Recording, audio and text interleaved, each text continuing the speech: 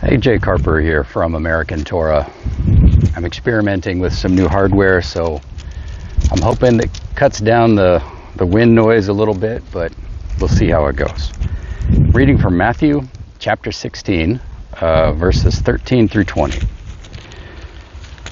So when Jesus came into the region of Caesarea Philippi, he asked his disciples, saying, "Who do men say that I, the Son of Man, am?" This is the New King James Version, and it's a little awkward because I'm pretty sure the Greek doesn't say I. It says, "Who do men say that the Son of Man is?"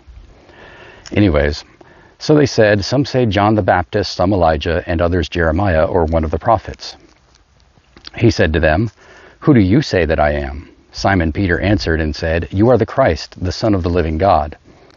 Jesus answered and said to him, "Blessed are you, Simon Bar-Jonah, for flesh and blood has not revealed this to you, but my Father who is in heaven. And I also say to you that you are Peter, and on this rock I will build my church, and the gates of Hades shall not prevail against it. And I will give you the keys of the kingdom of heaven, and whatever you bind on earth will be bound in heaven, and whatever you loose on earth will be loosed in heaven." Then he commanded his disciples that they should tell no one that he was Jesus the Christ. Now, there are some significant differences in how translations read this. I think the ESV in verse 13 says, "Who do men say that the Son of Man is?" And I believe that that's closer to the Greek. I'm not a Greek scholar, so you might want to check on that. And then in verse 19, where the New King James and the ESV say, "Whatever you bind on earth will be bound in heaven, and whatever you loose on earth will be loosed in heaven." More literal translations, and ESV and New King James are usually pretty literal, but in this case they've taken some liberties with the text. The Greek actually says, "Whatever you bind on earth will have been bound in heaven, and whatever you loose on earth will have been loosed in heaven." And then in verse 20 there's some differences where this says, "Tell no one that he was Jesus the Christ." Other translations say, "Tell no one that he was the Messiah," or something of that nature, or the Christ. So there are so many things in this passage that people like to argue about. So many controversial statements. Let me go back to the beginning, and first let's talk about this term, the Son of Man. What does this really mean? Now, literally, it just means, a son of Adam, a human being, usually a male descendant, but, it's kind of generic. It could mean any human being.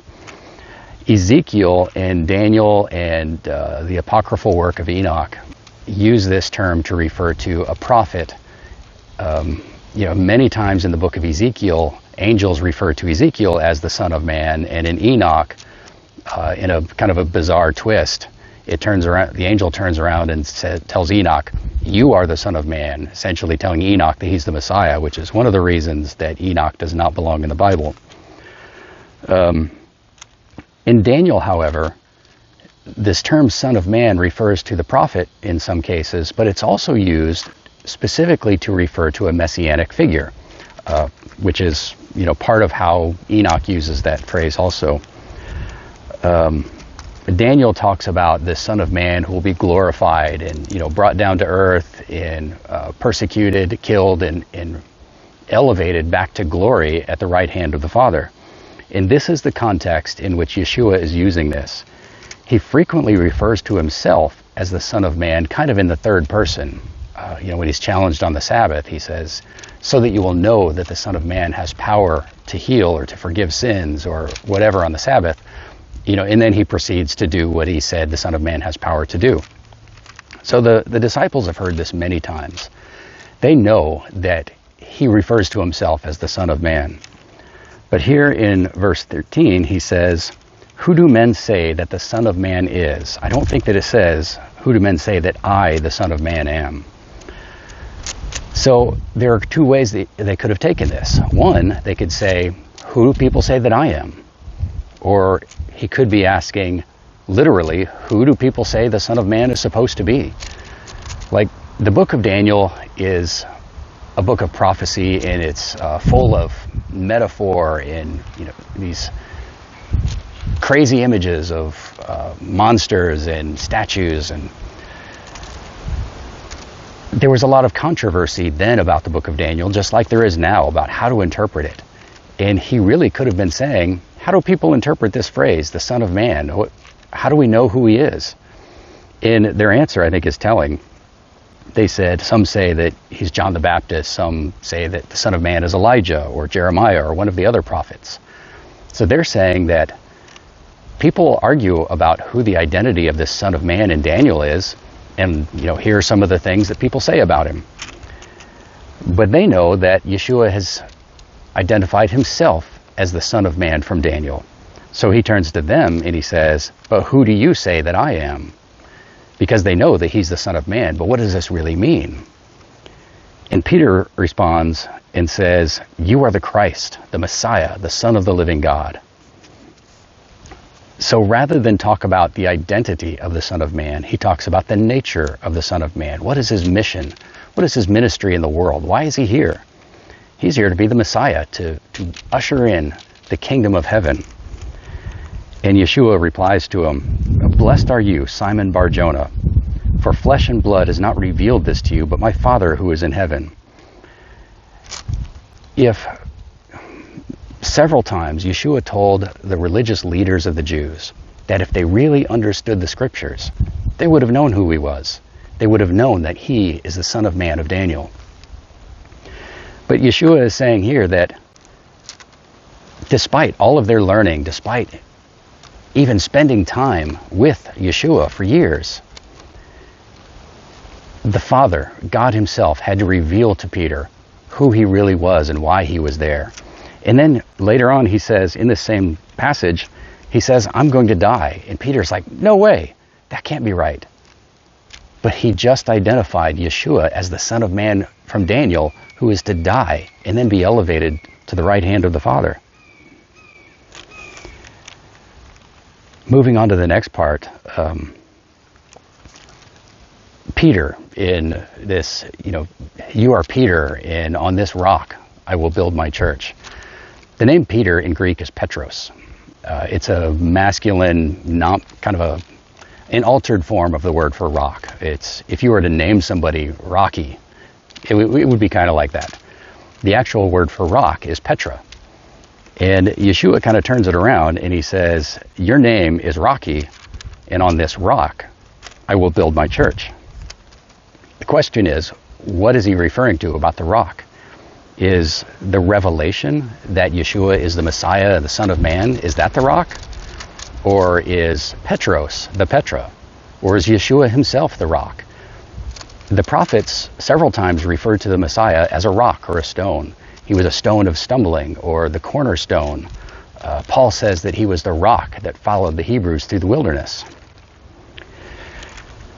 So it could be all of those, and I really don't have a problem with any of those interpretations. I think they're all perfectly valid.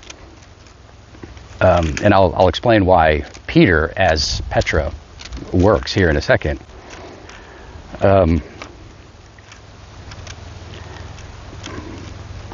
The next phrase, the gates of Hades. Some translations may say the gates of hell, but Hades and hell really aren't exactly the same thing. Hell is something that comes much later. Hades is kind of the Greek equivalent of the Hebrew concept of Sheol, or the grave. It's kind of the holding places for spirits before the resurrection. So he's saying the gates of Sheol, or the gates of Hades, will not prevail against it. Well, gates are defensive structures. They're not offensive military machines. So if the gates of hell are going to prevail against something, that means they're going to stand against it, not attack it. So this is an offensive statement. Yeshua is saying that his church, or the rock, it's kind of ambiguous which one he's referring to, will not be defeated by the gates of Sheol. That means that this rock, or the church, is going to attack the gates of Sheol. It's not a passive sort of concept. But there's another idea, another interpretation for this, the gates of Hades. It might be talking about a defensive structure that protects a city, but In ancient times, the gates were also a gathering place for the elders and for the judges. If someone was accused of a crime, they would be brought to the gates, where the elders of the city would judge the evidence. And who is it that is in charge of the dead before Yeshua took the keys away from him? Well, that's Satan.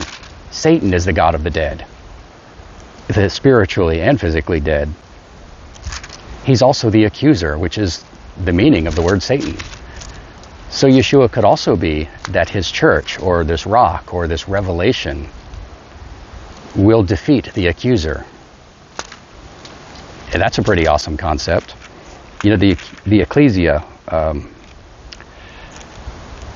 need to back up a step, talk about this, the church.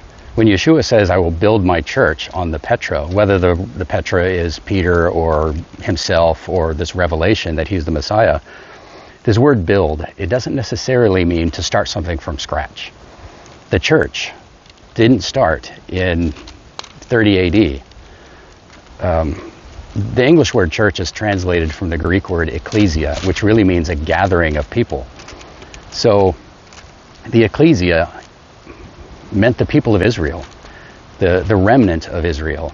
So when Yeshua said that on this rock I will build my ecclesia, he didn't mean that he was starting it from scratch.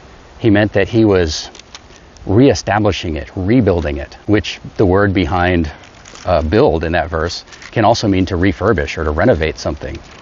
So just like when he said that I have come to fulfill the law, and the Greek word there means to rebuild it. When he says, I have come to build my church, he means I have come to reestablish the remnant of Israel. This isn't a new religion or a new organization that Yeshua is setting up here. And I've lost my place a little bit. The gates of Hades will not prevail against it.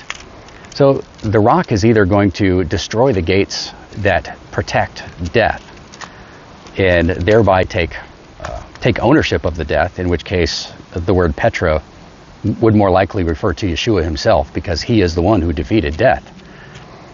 Or it means to destroy the power of death to accuse people and to hold them in bondage, which again would also point towards the word Petra referring to Yeshua rather than Peter, because he's the one who advocates for us, and he's the one who refutes the accuser who would hold us in bondage.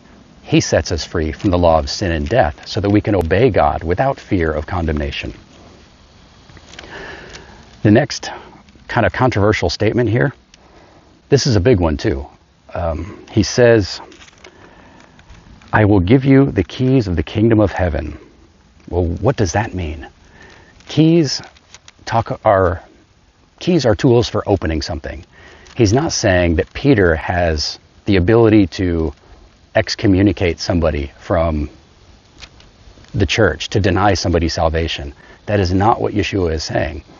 He's saying that he is giving Peter the privilege and the honor of opening the gates of heaven to more people. Consider the conversation that they just had. Peter, before all of the other disciples, recognized who Yeshua really is. And Yeshua responds by saying, because you were open to this revelation from God, I'm going to use you to reveal the same thing to the rest of the world. And then the book of Acts talks about exactly that. In Acts 2, Peter is the first one to reveal the identity of Yeshua to the Jews from around the world. They had all come to Jerusalem for the feast of Shavuot. Even when it talks about Greeks and men from all nations, for the most part it's talking about Jews who spoke foreign languages. Hellenized Jews from Syria and Greece, from Asia Minor, or Jews from Egypt and Persia and Babylon, from all over the world. They had come to Jerusalem. Peter told them who Yeshua was, and 3,000 of them were saved that day. Jump forward to Acts 4, and Peter is brought before the Sanhedrin, and he tells them who Yeshua is, and some of them believe too. And then a few more chapters later on, in Acts 10, God sends Peter to the Gentiles, and he opens the gospel to the entire world. First, to the Jewish people, wherever they might live around the world. Second, to the Sanhedrin, to the leaders of the Jews. And third, to the Gentiles themselves, to all the nations. Peter has opened the gates of heaven to all men everywhere. And because of the actions of Peter, there's no more Jew or Gentile as far as it concerns salvation and getting into the kingdom of heaven. We are all equally citizens of the kingdom of heaven under the King, Yeshua the Messiah. Thanks to Peter and his actions in this blessing that Yeshua gave to him, the honor of opening the gates of heaven to all people.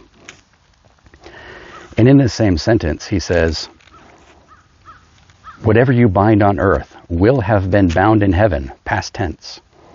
Whatever you loose on earth will have been loosed in heaven. The reason that Yeshua gave him the keys to the kingdom of heaven, not actual keys, of course, but metaphorically gave him a mission to open the gates of heaven, was because he was open to the voice of God. He was in tune with what God wanted to tell him. God's law, the Torah, says that no man is allowed to add or remove anything to or from it. Yeshua himself was not authorized to add or remove anything from the law, and if he tried, he would have disqualified himself as Messiah. If he had tried to add or remove anything from Torah, he would have violated Torah and become a sinner, and his blood would be worthless. Because Peter was listening to the Spirit of God and open to the revelation that Yeshua was the Messiah, Yeshua is also saying, because you are hearing the voice of God, you will be able to judge right from wrong. And when people bring cases to you, now remember that they've just talked about the gates of hell, or the gates of Sheol, and that even those gates will not be able to withstand the power of the Petra, whether that's Peter or Yeshua or the revelation. But now Yeshua is saying, Peter, you will be in the gates of heaven.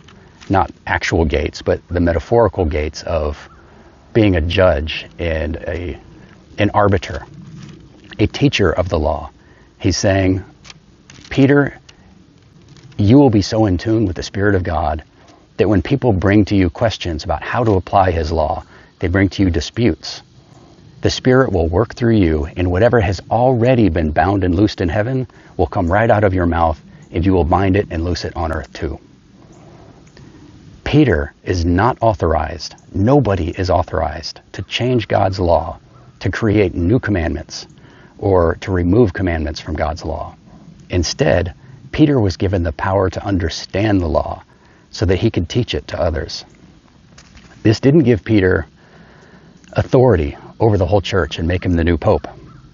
In fact, Acts 15 shows that although Peter had great influence, it was really James who was making all the final decisions in the early church and not Peter. Certainly James listened to Peter's voice, and Peter made arguments before James made his decision, but it really was James making those decisions. And I don't think that office was inherited. It was a matter of, well, honestly, it's Scripture doesn't tell us why James was in that place. I mean, he was Yeshua's brother, but he wasn't really a believer until after the crucifixion, as far as I can tell. So it's anybody's guess how he became recognized as that great authority, but it's clear that Peter even deferred to James. So this was not the setting up of a pope or some final single authority. No, Peter was not the vicar of Christ. So the last thing that I want to talk about here is, actually, let me go back to that binding and loosing thing. Skip ahead to Matthew 18, verse 18, and it says, "Assuredly I say to you, whatever you bind on earth will be bound in heaven, or will have been bound in heaven, and whatever you loose on earth will have been loosed in heaven." But this wasn't to Peter. Yeshua was saying this to all of his disciples. All believers who are listening to God's Spirit, studying his words, hearing God's voice, have this power to understand God's law and apply it. And if you ever think that God has thrown out this or that law, you are not hearing from God. You are not binding or loosing anything. This isn't about binding and loosing spirits, or it's not about demons or possession or anything like that. It's about understanding and applying God's law in the real world. So let me go back to that last verse. Then he commanded his disciples that they should tell no one that he was the Christ. Why doesn't he want anybody to know? You would think this is why he's here. He is the Messiah. He's setting up the kingdom of God. Why doesn't he want people to know that this is why he's here and to come and hear him teach? I don't know all the answers. He doesn't really explain it. But I think one thing, he was trying to make sure that nobody was interfering with his mission, because his mission was to die. And the conversation he has with Peter right after this shows that even Peter, who was hearing from God more than any of the other disciples, still didn't understand that he had to die and be resurrected for the kingdom to finally be established.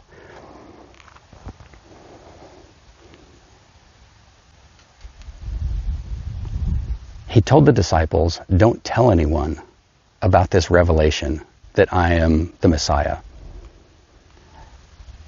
because of the controversy that would create. He wanted people to hear what he was saying without distraction. He didn't want to hasten the day. Everything had to happen in the right time. But also he told them this because he had just told Peter that he would be the one to open the gates of heaven to all people. If all of the other disciples started running around and saying, the Messiah is here, the Messiah is here, they'd be robbing Peter of the honor that Yeshua just gave him. So he was telling them, keep it quiet for now. Wait until the right moment when Peter will open those gates. Open the gates to all the Jews who came to Shavuot in Acts 2. Open the gates to even the Sanhedrin, the Jewish leadership, in Acts 4. And then to all the nations. When God sent him the vision that told him that all people that he had cleansed should be treated as one. Cornelius and his men and his family, they were believers and equal citizens in the kingdom with the Jews. This passage is so full of controversy. But when you think about each one of these phrases in the first century context, I don't think it's really that hard to understand anymore. There are still some ambiguities, but they're not contradictory. And it seems pretty clear that Yeshua was not setting up a new church that was going to be centered in Rome. This wasn't about the Pope. This was about evangelism and listening to the Spirit and teaching people God's law. So I hope that I've opened a few gates for people who have watched this video and some of my others. And I hope that it's not just me. I hope that I'm hearing God's voice like Peter did. And that I am speaking those things that have already been spoken in heaven. That I am binding and loosing on earth what has already been bound and loosed in heaven. Because there is no other final authority. This is Jay Carper from... Sorry about that. This is Jay Carper from American Torah. Be blessed.